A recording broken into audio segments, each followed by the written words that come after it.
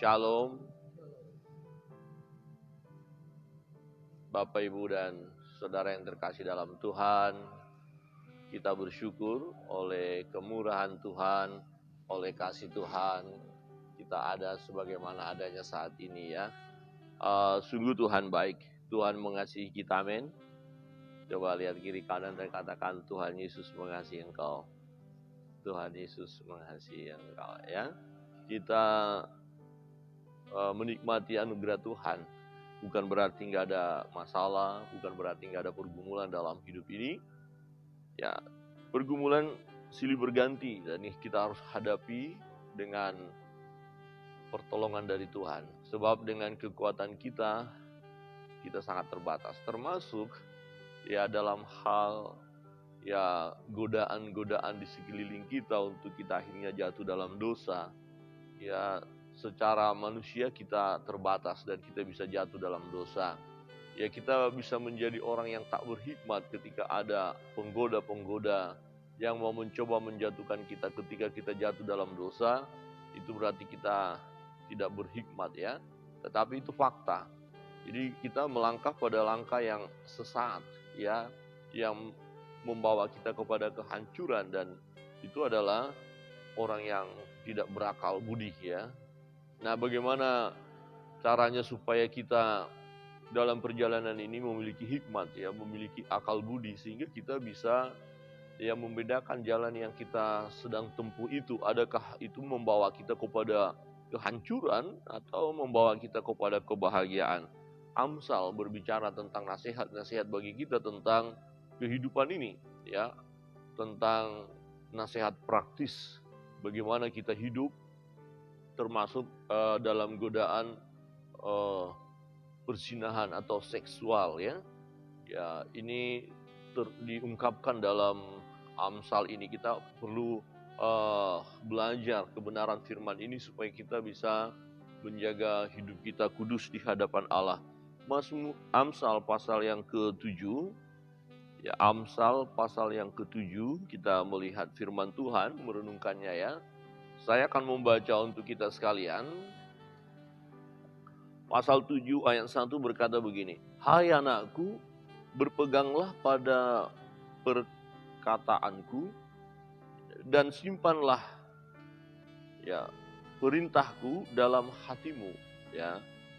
Berpeganglah pada perkataanku, pada firman Allah ya, pada hikmat, dan simpanlah perintahku dalam hatimu. Kita miliki, kita simpan dalam hati kita perintah itu ya. Berpeganglah pada perintahku dan engkau akan hidup. Simpanlah ajaranku seperti biji matamu. Nah, biji mata ini seringkali digambarkan ya memang sesuatu yang sangat berarti ya dalam hidup kita, semua berarti. Ya, tetapi kita lihat bagaimana fungsi mata yang luar biasa. Nah, tidak ada orang yang mau merusak matanya. Jadi simpanlah.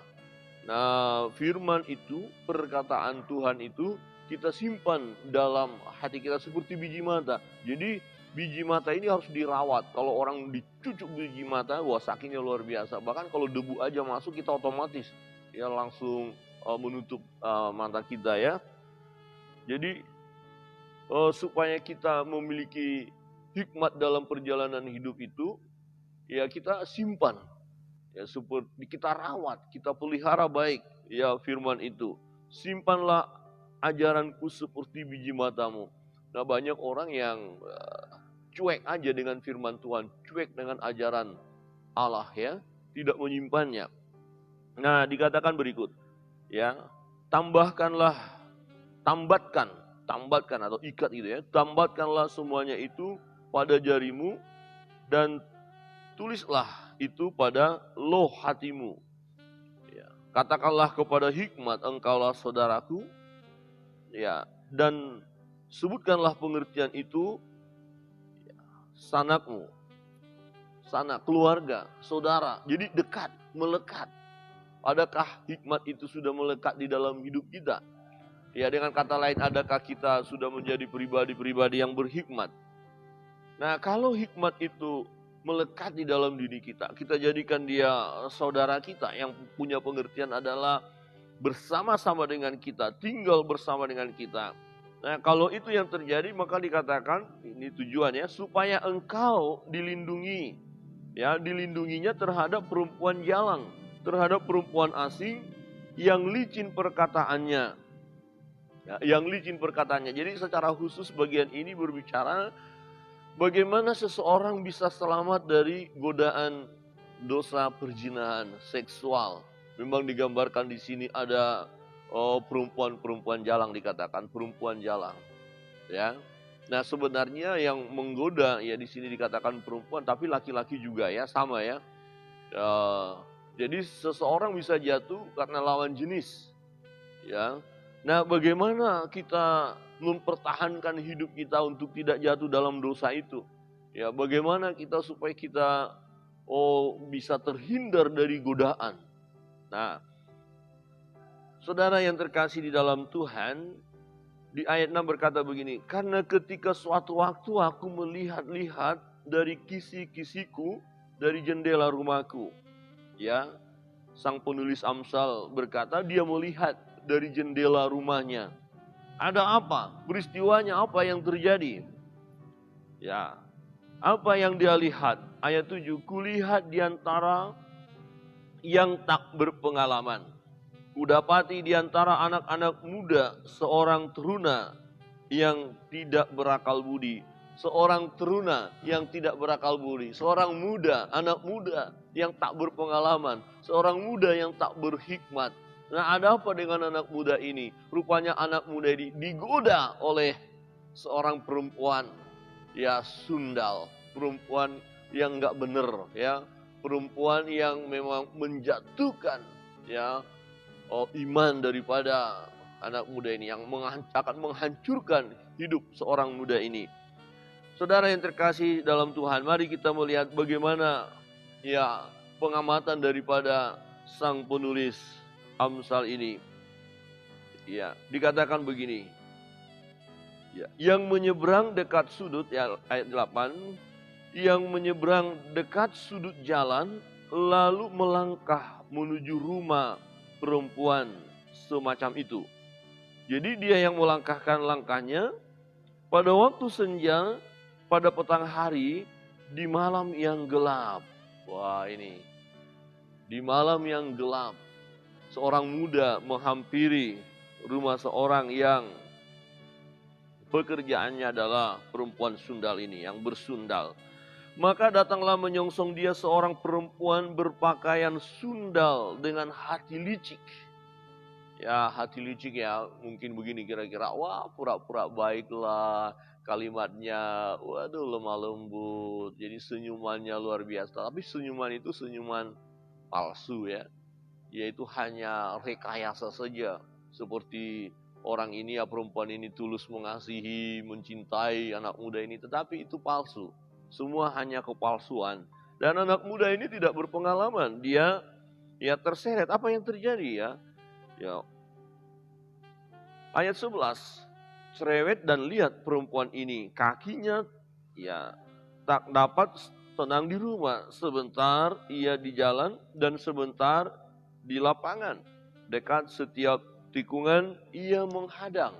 Ya, jadi perempuan ini memang mencari mangsa. Nah, siapa yang menjadi mangsa? Mereka yang tak berakal budi, mereka yang tak berpengetahuan, mereka yang tak berhikmat. Ya, kena mangsa.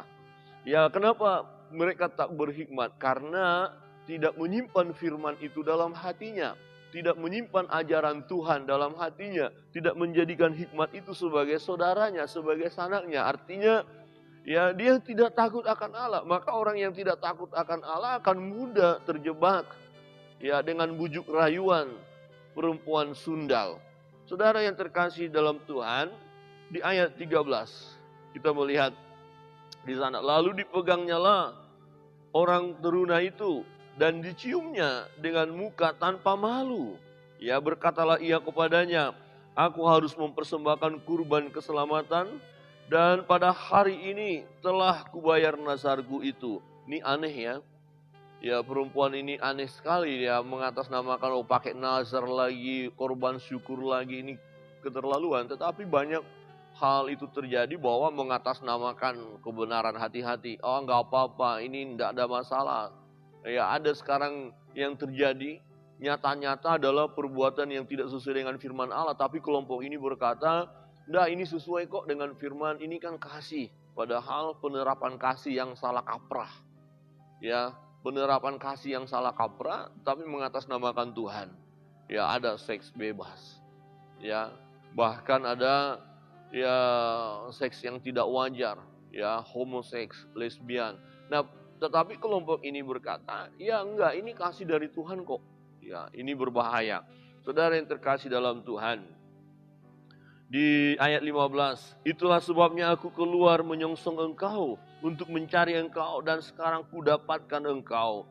Telah kubentangkan permadani di atas tempat tidurku, kain lenan beraneka warna dari Mesir, pembaringanku telah kutaburi dengan mur, gaharu dan kayu manis. Marilah kita memuaskan berahi hingga pagi hari dan bersama-sama menikmati asmara. Wow, di sini banyak orang jatuh, ya, jatuh dalam hal seksual, ya. Rayuan ini luar biasa.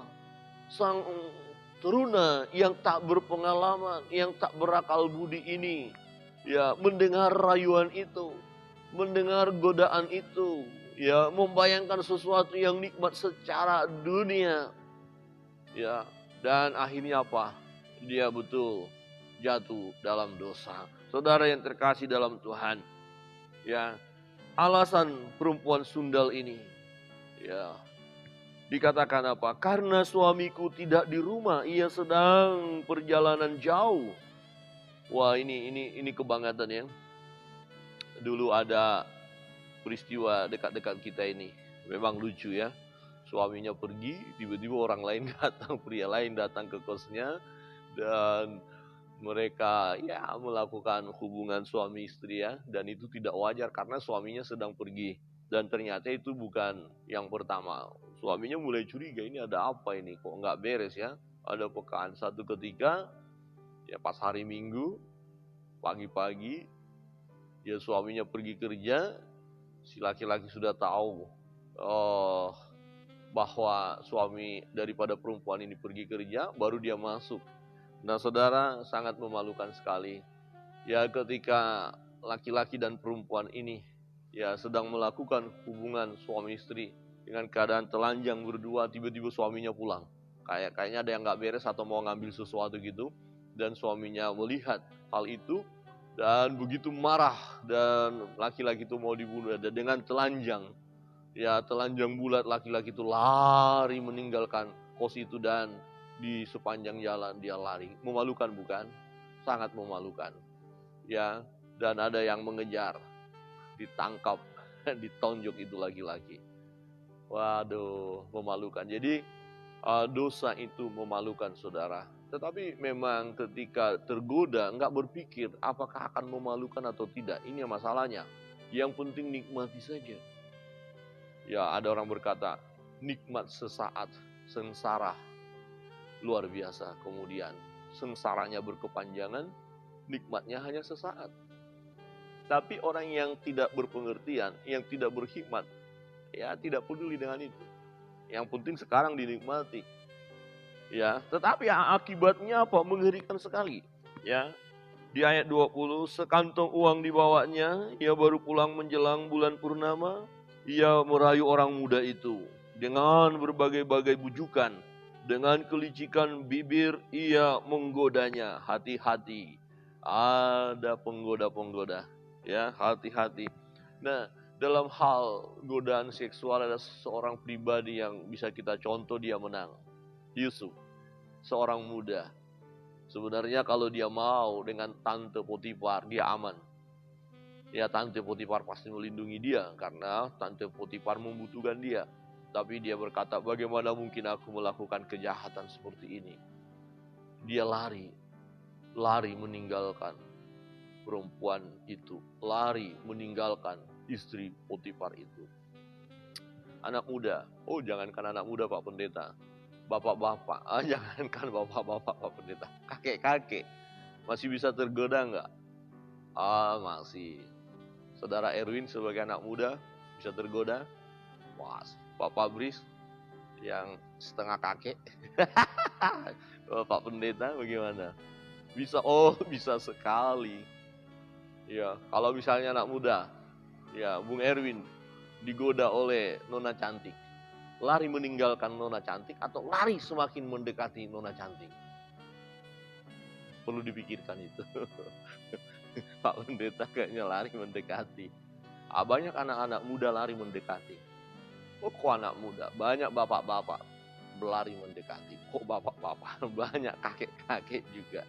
Ini apalagi yang separuh kakek. Separuh kakek ini gimana sih? Ya, Pak Fabris separuh kakek itu yang gimana ya? Hampir jadi kakek lah gitu ya.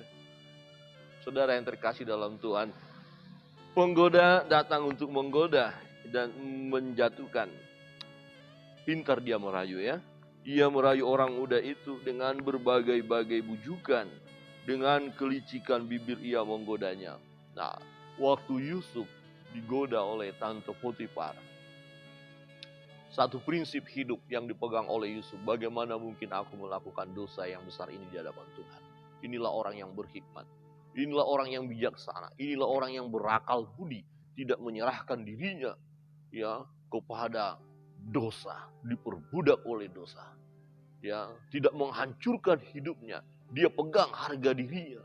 Walaupun yang ditawarkan itu nikmat secara dunia. Jangan katakan bahwa Yusuf dia tidak memiliki keinginan seksual. Dia normal. Kita tahu pada akhirnya dia menikah, dia punya anak. Jadi anak muda ini, Yusuf waktu muda bukannya dia orang yang tidak membutuhkan hal seksual. Ya, tapi dia menjaga dirinya hidup kudus di hadapan Allah. Dia tinggalkan. Risikonya apa? Difitnah, masuk penjara. Lebih baik masuk penjara daripada masuk kepada godaan perempuan yang gak benar. Ya, saudara yang terkasih dalam Tuhan, perhatikan. Maka tiba-tiba orang muda itu mengikat dia seperti lembu yang dibawa ke penjagalan. Seperti lembu. Ya, hidungnya dicucuk, ditarik ke kiri, ke kanannya tak berdaya. Wah, ini ngeri kali, tak berdaya. Nah, kemudian akan dibawa kepada pembantaian. Disikat habis sudah. Ya. Saudara perhatikan, maka tiba-tiba orang muda itu mengikuti dia seperti lembu yang dibawa ke penjagalan dan seperti orang bodoh yang terbelenggu untuk dihukum. Orang bodoh yang tak berpengalaman ini, yang tak berhikmat ini dibawa masuk kepada pembantaian. Sampai anak panah menembus hatinya seperti burung dengan cepat menuju perangkap dengan tidak sadar bahwa hidupnya terancam. Oleh sebab itu, hai anak-anak, dengarkanlah aku, perhatikanlah perkataan mulutku, jagalah hatimu, janganlah hatimu membelok ke jalan-jalan perempuan itu, dan janganlah menyesatkan dirimu di jalan-jalannya. Jangan menyesatkan dirimu. Jangan beri dirimu tersesat dengan godaan itu. Jangan beri dirimu tersesat dengan rayuan-rayuan yang akan menghancurkan hidupmu. Kira-kira begitu ya. Nah, untuk itu supaya kita mampu ya menghadapinya sehingga kita tidak terjatuh dalam jerat itu, ya kita harus punya hikmat. Kita harus dengar firman Allah, simpan firman itu dalam hati kita. Ya, ketika ada godaan kita berkata, bagaimana mungkin aku melakukan hal kejahatan ini di hadapan Tuhan. Saudara yang terkasih dalam Tuhan, karena dikatakan, karena banyaklah orang yang gugur, ya, gugur ditewaskannya, sangat besarlah jumlah orang yang dibunuhnya. Rumahnya adalah jalan ke dunia orang mati yang menurun ke ruang-ruang maut. Jadi dosa perzinahan itu akan membawa kepada kehancuran. Kehancuran. Ya, kehancuran. Ya, rumah tangga banyak mengalami kehancuran. Anak-anak muda mengalami kehancuran. Karena apa? Tergoda dengan dosa seksual. Ya, melakukan perbuatan-perbuatan yang tidak sesuai dengan firman Allah akan menghancurkan hidup umat manusia, hidup kita. Ya, kalau kita tidak pegang firman, jadi mengatasinya apa? Taruh firman itu dalam hati kita, ikatkan. Ya, hikmat itu, firman itu, ajaran Tuhan itu, perkataan Tuhan itu melekat di dalam diri kita. Ingat apa yang Tuhan katakan. Ya, hindari jalan-jalan yang membawa kita pada kesesatan. Saudara yang terkasih dalam Tuhan, ini bagi kita sekalian, bukan hanya untuk anak muda, laki-laki anak muda, enggak, tapi juga untuk perempuan, nona-nona. Jangan mudah juga tergoda atau jangan juga jadi penggoda. Ya, tetap pertahankan hidup kudus. Bukan hanya untuk anak muda, bapak-bapak, ibu-ibu, jaga keutuhan pernikahan. Jangan mulai lirik sana, lirik sini, lirik kanan, lirik kiri. Coba saudara, pas lirik kiri dan tidak bisa kembali normal bagaimana? Susah toh? Ya, makanya jangan lirik kiri, lirik kanan. Coba lihat kiri kanan. Lihat, jangan lirik. Jangan lirik kiri, jangan lirik. Lihat ya, bukan lirik loh ya. Apa bedanya Pak Pendeta lirik dengan lihat? Beda ya, melihat begini ya. Kalau mau lirik, itu mulai, lirikan matamu, lagu dangdut itu. Udah dilirik, kedip-kedip lagi. Bu Pendeta gimana caranya? Lirik kedip-kedip. Bahaya itu ya. Kalau sempat Bu Pendeta lirik yang lain terus kedip-kedip, padahal ada debu masuk. Tapi yang lain salah tafsir. Ibu Pendeta, sekarang kok genit banget ya. Bahaya itu Bu Pendeta. Pak Pendeta lagi melayani, tiba-tiba ada debu. Kok klip-klip yang dilayani ibu lagi, Pak Pendeta kok genit banget. Kaca sudah. Bahaya itu. Coba lihat kiri kanan dan katakan bahaya itu. Kayaknya konseling perlu pakai kacamata hitam Pak ya, gue nggak kelihatan ini. Aduh, bahaya. Banyak, dikatakan banyak, bukan satu ya. Karena banyaklah orang yang gugur. Banyak orang gugur, banyak orang jatuh di dalam dosa perzinahan. Kenapa? Karena salah satu strategi iblis menjatuhkan hamba-hamba Tuhan. Salah satu strategi iblis menjatuhkan anak-anak Tuhan. Salah satu strategi iblis untuk menghancurkan orang percaya adalah jatuh dalam hal seksual. Jangan katakan itu untuk orang muda, enggak, untuk orang tua. Sekali lagi, untuk orang tua. Bahkan untuk kakek-kakek, nenek-nenek. Ya, kenapa? Kita normal loh. Ya, kita normal. Nah, untuk mengatasi apa? Firman Tuhan hari ini berkata, taruh firman itu di hati, ikatkan dia, melekat. Jadi kita lebih condong kepada suara Tuhan daripada rayuan-rayuan itu. Ketika ada mulai rayuan-rayuan itu, yang menggoda, yang memberikan peluang untuk kita nikmati secara dunia, kita harus ingat firman, kita harus datang kepada Tuhan. Kita berkata, Tuhan, tutup bungkus aku dengan kuasa. Aku mau lari dari godaan ini. Aku mau hindari. Jangan sengaja melangkahkan langkah ke rumah perempuan yang gak benar ini. Saudara yang terkasih dalam Tuhan. Ini penting bagi kita. Setiap rumah tangga bisa digoda oleh penggoda sehingga rumah tangga hancur. Setiap anak muda, laki-laki atau perempuan bisa digoda oleh penggoda sehingga hidup menjadi tidak kudus di hadapan Tuhan. Saya seringkali berkata, hai anak-anak muda, pertahankan hidup kudus. Jangan diteguhkan pernikahanmu tapi diberkati. Hai anak muda, pertahankan hidupmu. Ya, ketika engkau sedang menjalin hubungan kasih dengan seseorang, berpacaranlah dengan cara yang benar. Libatkan Allah di dalamnya. Berdoa. Kemudian bergumul. Supaya masuk dalam pernikahan. Ibu Pendeta seringkali berkata, kalau memang sudah waktunya silakan, jangan lama-lama, ntar kebakar hangus. Apa arti kebakar hangus? Karena kita bisa melihat, ya hanya akhirnya mengalami kegagalan. Kiranya kebenaran firman Tuhan menolong perjalanan hidup kita, secara khusus kita menang terhadap godaan-godaan seksual itu ya, yang menjatuhkan hidup kita.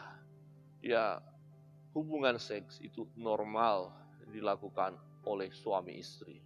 Ya, jangan juga suami istri merasa hubungan seks itu dosa. Jangan. Itu normal, silakan menikmati di hadapan Allah dengan penuh sukacita. Tuhan memberkati kita.